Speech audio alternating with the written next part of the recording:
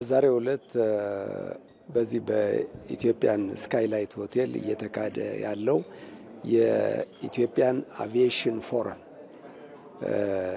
የሚል ስብሰባ ነው። ይሄ ፎረም ወይም ይሄ ስብሰባ ለመጀመሪያ ጊዜ የሚካሄድ ነው። በኢትዮጵያውያን የተደራጀ ስብሰባ ነው። ዋናው ዓላማ በኢትዮጵያና በአፍሪካ የአቪዬሽን ኢንዱስትሪውን የአየር ትራንስፖርት አገልግሎትና ተዛማጅ ኢንዱስትሪዎች እንዴት ይደጉ፣ ምን ችግሮች አሏቸው፣ ምን መፍትሄ ያስፈልጋል፣ እንዴት እንተባበር በሚሉት ጉዳዮች ላይ ውይይት ለማድረግ የተመሰረተ ስብሰባ ነው።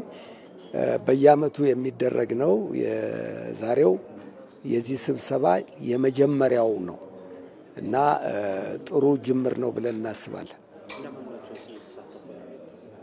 እዚህ ስብሰባ ላይ እየተሳተፉ ያሉት ከአፍሪካ በዋነኛነት ከአፍሪካ የመጡ አየር መንገዶች፣ ከቻይና ድረስ የመጡ አንድ አየር መንገድ ኃላፊ አሉ።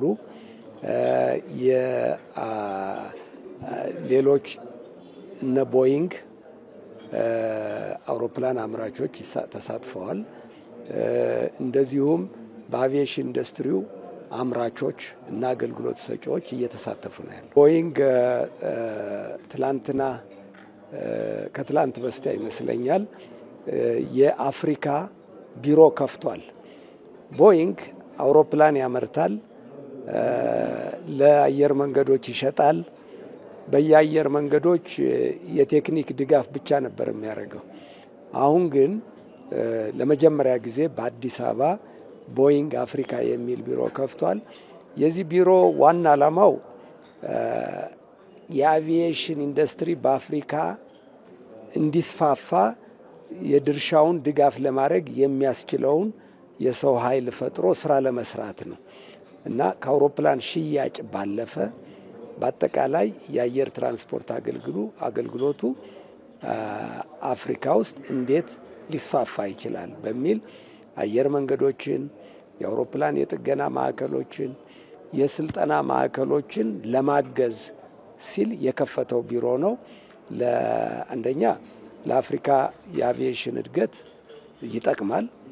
ሁለተኛ አዲስ አበባ ኢትዮጵያ ውስጥ መከፈቱ ደግሞ በተለየ ትኩረት የኢትዮጵያን የአየር ትራንስፖርት አገልግሎትና አቪዬሽን ሴክተሩን በአጠቃላይ ለመርዳት የተሻለ አመቺ እድል ይፈጥራል። የኢትዮጵያ አየር መንገድ በአፍሪካ ዛሬ ትልቁ ነው። ብዙ ሀገር ነው የምንበረው አፍሪካ ውስጥ።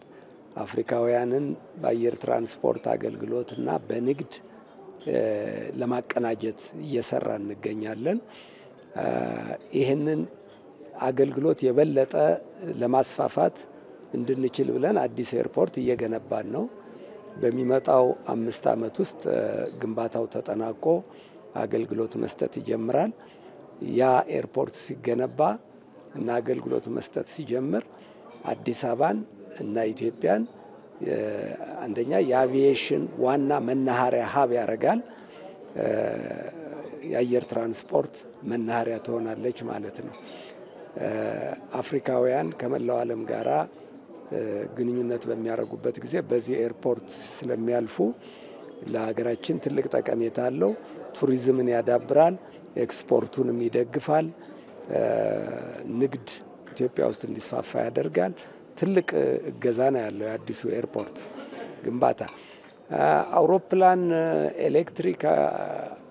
በኤሌክትሪክ ኃይል የሚነሱና የሚያርፉ አውሮፕላኖች አሁን በመሰራት ላይ ናቸው። አሁን በትንሽ አውሮፕላን ደረጃ ነው ያለው 4 ሰው 5 ሰው የሚይዝ። ግን አምራቾቹ አሁን እቅዳቸው ምንድነው? እስከ 150 ሰው 160 ሰው የሚይዙ አውሮፕላኖች በኤሌክትሪክ እንዲንቀሳቀሱ የሚያስችል ሪሰርች እና ዲቨሎፕመንት እየሰሩ ነው ያሉት።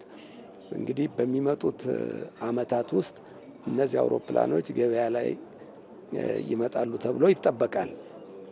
የኢትዮጵያ አየር መንገድ በቅርቡ ከአንድ ትናንሽ ኤሌክትሪክ አውሮፕላኖች ጋር አውሮፕላኖች ከሚያመርት ድርጅት ጋር ስምምነት ፈጽመናል።